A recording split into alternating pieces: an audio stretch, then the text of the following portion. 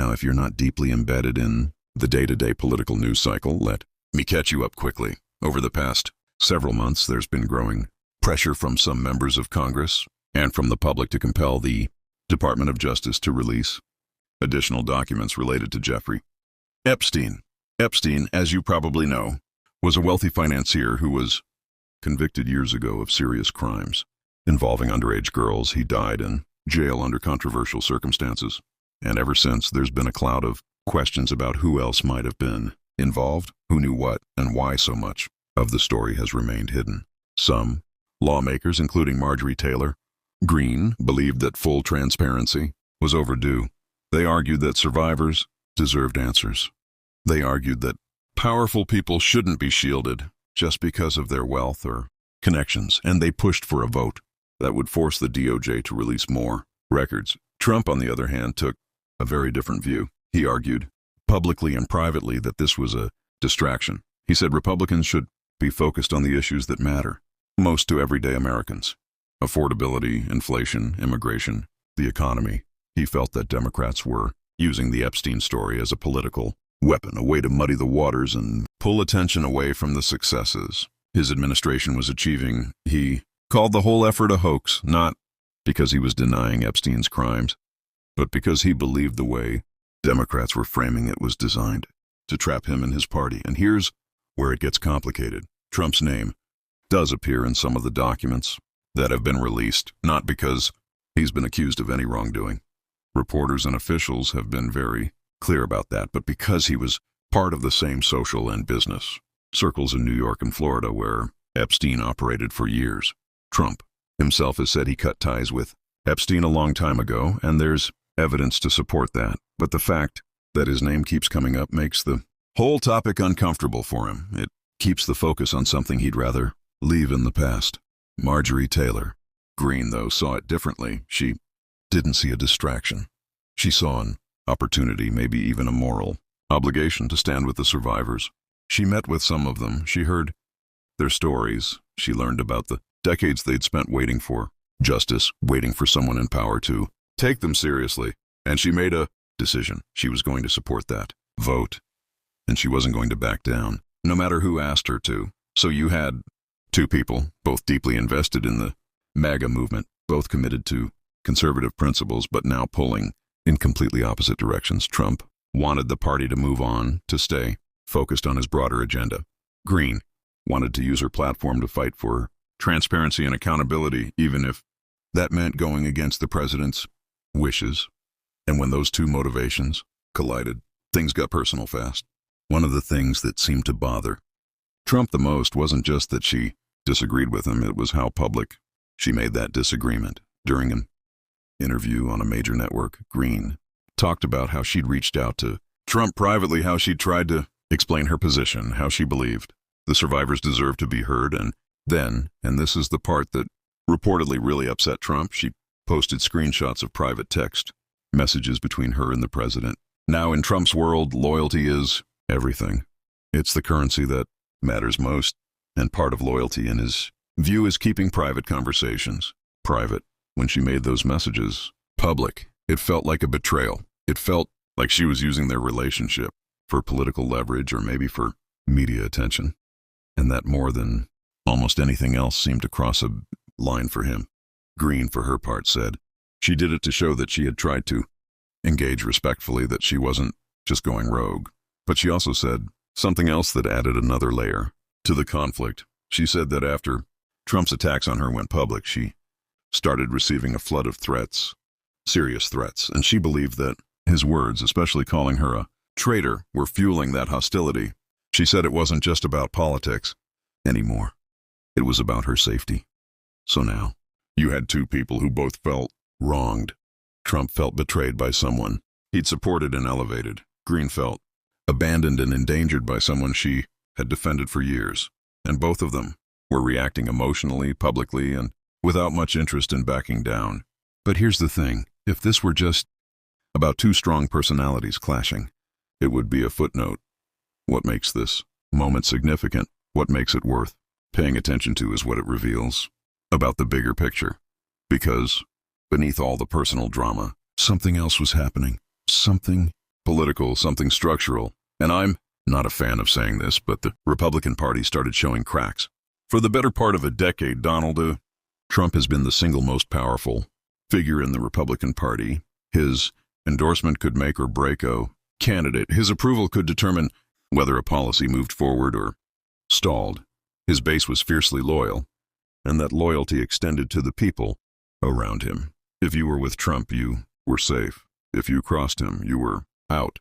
But this time, when Trump made it clear he didn't want the Epstein files vote to go forward, something unusual happened. The vote went forward anyway, and it wasn't close. The House passed it with near unanimous Republican support. Only one Republican voted against it. That means dozens and dozens of lawmakers, many of whom owe their careers to Trump's endorsement, voted against his wishes. Now, some analysts are saying this is just a one-time thing, a unique issue, where the politics were too complicated for Trump to control. But others are seeing it as a sign of something bigger. They're calling it the beginning of a lame duck phase, a period where Trump's influence starts to wane because he's in his second term, because he won't be on the ballot again, and because lawmakers are starting to think about their own futures, not just his. Marjorie Taylor Greene's shift is part of that. Whether she's positioning herself for a future presidential run or whether she's genuinely following her conscience on this issue or whether it's some combination of both, the fact is she's willing to publicly break with Trump in a way that would have been unthinkable just a year or two ago. And then there's the tone she's been using lately. In interviews over the past few days, Greene has done something surprising. She's apologized, not for supporting the Epstein files release. She's standing firm on that. But for the way she's conducted herself in the past, she's talked about wanting to end toxic politics. She said she regrets some of the harsh language she's used over the years. She's even said she wants people to be kinder to each other, to find a new path forward. Now, if you know anything about Marjorie Taylor Greene's political brand, you know that this is a big shift. She built her career on being combative, on calling out her enemies, on never backing down. So why the change? Some people think it's genuine. They think maybe the experience of meeting Epstein survivors, of hearing their stories, of realizing the human cost of secrecy and power, maybe that changed her. Maybe it made her rethink her approach. Others think it's strategic. They think she's trying to broaden her appeal to position herself as a more serious, more mature leader. If she's planning to run for higher office, governor, senator, maybe even president, she'll need to reach beyond the hardcore base. She'll need to show she can be thoughtful, empathetic, capable of growth. Either way, the transformation adds yet another layer of complexity to this whole situation, because now it's not just Trump versus Greene. It's Trump versus a version of Greene who's signaling she might be evolving past the role he wants to find for her. And that brings us to one of the most controversial moments in this entire saga. During one of her interviews, Greene was asked why Trump was fighting so hard to stop the release of these files. And she didn't just say, "I don't know," or "you'd have to ask him." She raised a question. She asked out loud on camera whether there might be pressure coming from somewhere else, whether a foreign government might be involved. And she posted an image referencing donations from a pro-Israel lobbying group. Now, she later clarified that she wasn't making accusations. She said she was simply asking questions, that she didn't have proof of anything, that she was just reflecting the confusion a lot of people were feeling. But the damage was done because in today's media environment, once you put an idea like that out there, once you hint at foreign influence or hidden pressure, it takes on a life of its own. Trump's team pushed back hard. They said it was baseless, irresponsible, and frankly, insulting. Some commentators said Greene had crossed a line that she was dabbling in conspiracy theories. Others said she was just doing what journalists should be doing, asking uncomfortable questions about power and influence. But here's what's undeniable. That moment crystallized the break. It wasn't just about policy anymore. It wasn't just about strategy. It was about trust. And once trust is broken, especially in public, especially in politics, it's almost impossible to put back together. So when you step back and look at the full arc of what happened, here you start to see the outlines of something much larger than a personal feud. Let's talk about Trump's side first, because understanding his Perspective is crucial to understanding why this blew up the way it did. Donald Trump is not a typical politician. That's obvious, but one thing people sometimes forget is that he thinks like a businessman, specifically like someone who's built brands, managed crises, and controlled narratives for decades. And right now, heading into the back half of his second term, he's trying to do something very specific. He's trying to reposition his administration's message around the issues that move voters, not the issues that get the most media attention, not the issues that generate the most outrage on social media, but the issues that actually determine whether people feel better or worse about their lives. Affordability, that's the big one. The cost of groceries, gas, housing, healthcare, whether your paycheck goes as far as it used to, whether you can retire comfortably, or whether you're worried about running out of money. These are the things that, according to every poll, every focus group, every town hall, matter most to most Americans, especially seniors, especially working families, especially people living paycheck to paycheck. Trump knows this. His team knows this. And they've been working hard to make sure that every speech, every policy announcement, every media appearance reinforces a simple message. We're making your life more affordable. We're bringing costs down. We're putting Americans first. But here's the problem. Every day that the news cycle is dominated by Epstein, by old emails, by questions about who knew what and when, that's a day the message doesn't get through. That's a day where, instead of talking about inflation or immigration or jobs, Trump is answering questions about parties he attended in the 1990s, about people he used to know, about documents that may or may not contain anything new. From his point of view, it's a trap, a distraction, designed by political opponents to keep him on defense, to keep him talking about the past instead of the future. And when members of his own party, people he supported, people he's elevated, join in pushing that narrative forward, it feels like they're working against him, whether they mean to or not. No, I'm not saying his view is the only valid one. That's up for you to decide. But it's important to understand it because it explains why he reacted so strongly. This wasn't just about Marjorie Taylor Greene. It was about a broader frustration that his own team, his own coalition, wasn't staying focused on the mission. And there's something else. Trump is keenly aware that he's in his second term. He can't run again. That changes the math. It means his power isn't just about what he can do for himself. It's about what he can do for the movement, for the party, for the people who will come after him. But if the party starts fracturing, if loyalty starts breaking down, if lawmakers start making decisions based on their own political futures instead of his priorities, then his ability to shape the agenda diminishes fast. Some of his advisors have reportedly been worried about exactly this. They've been watching the Republican caucus carefully, looking for signs that Trump's grip is loosening. And this Epstein vote was one of those signs, because it showed that even on an issue where Trump made his position crystal clear, even when he personally called members and urged them to vote no, even when he publicly labeled it a distraction and a hoax, the vote still passed overwhelmingly. That's not supposed to happen. Not in the Trump era Republican Party, but it did. And that's one reason why this feud with Greene matters so much. It's not just about her. It's about what her defiance represents. A party that's beginning to think beyond Trump, even while he's still in office. Now, let's flip the coin and look at the other side, because Marjorie Taylor Greene's position tells us something equally important about where the Republican base is right now. Greene didn't just wake up one morning and decide to pick a fight with Donald Trump. By all accounts, this was a deeply personal decision for her, rooted in conversations she had with survivors of Jeffrey Epstein's abuse. These were women who were teenagers when they were victimized, women who've spent decades trying to get anyone in a position of power to take their stories seriously, women who watched as the justice system gave Epstein a sweetheart deal, as powerful men seemed to get away with everything, as the documents that might reveal the full scope of what happened stayed locked away. And when Greene met them, when she heard their stories, something shifted. She later said that she couldn't, in good conscience, walk away from them. She couldn't prioritize political strategy over their pain and let the files stay buried just because it was inconvenient or distracting. Now you might be skeptical. You might think, come on, this is politics. Everyone has an angle, and maybe you're right to be skeptical.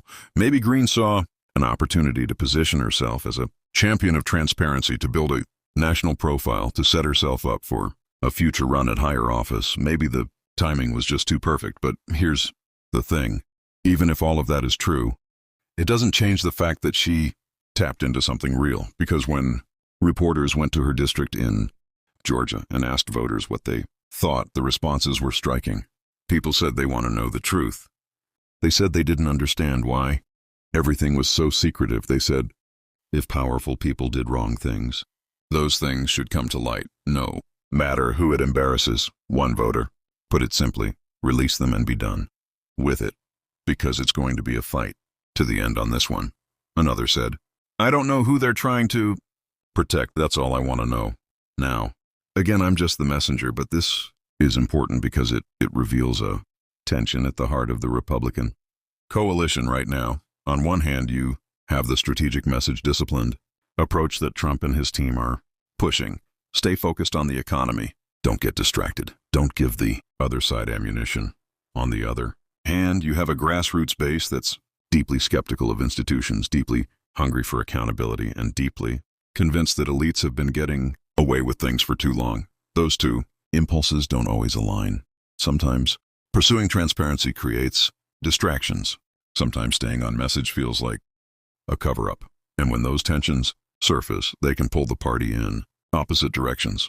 Marjorie Taylor Greene, whether intentionally or not, ended up representing that second impulse. And the fact that so many voters in her district, Trump voters, by the way, solid red district Republican voters, supported her on this, tells you that the demand for transparency isn't just a fringe issue. It's something real, something that crosses traditional political lines. And that's why this feud matters, because it's not just about Trump versus Greene. It's about two competing visions of what the Republican Party should prioritize going forward. Now let's bring it all together and talk about what this moment actually means, not just for these two individuals, but for the larger political landscape. First, it signals that Trump's influence, while still enormous, is no longer absolute. For years, the assumption in Washington was that if Trump wanted something, Republicans would fall in line. That's no longer a safe assumption. Lawmakers are starting to make independent calculations. They're starting to think about their own legacies, their own constituencies, their own political futures. That doesn't mean Trump is powerless, far from it, but it does mean the dynamic is shifting. Second, it reveals a deeper fault line within the MAGA movement itself. Is MAGA about loyalty to Trump, or is it about a set of principles that can exist independently of him? Is it about winning elections by staying focused on popular issues, or is it about fighting for accountability and transparency even when it's politically risky? These are not easy questions, and different people within the movement have different answers. Third, it shows how quickly and how dramatically personal relationships can fracture in politics. Just a few weeks ago, Trump and Greene were on the same team, appearing at rallies together, amplifying each other's messages. Now, they're calling each other traitors and lunatics on social media. That kind of whiplash is jarring, but it's also revealing. It shows how thin the bonds of political loyalty can be when they're tested by genuine disagreements.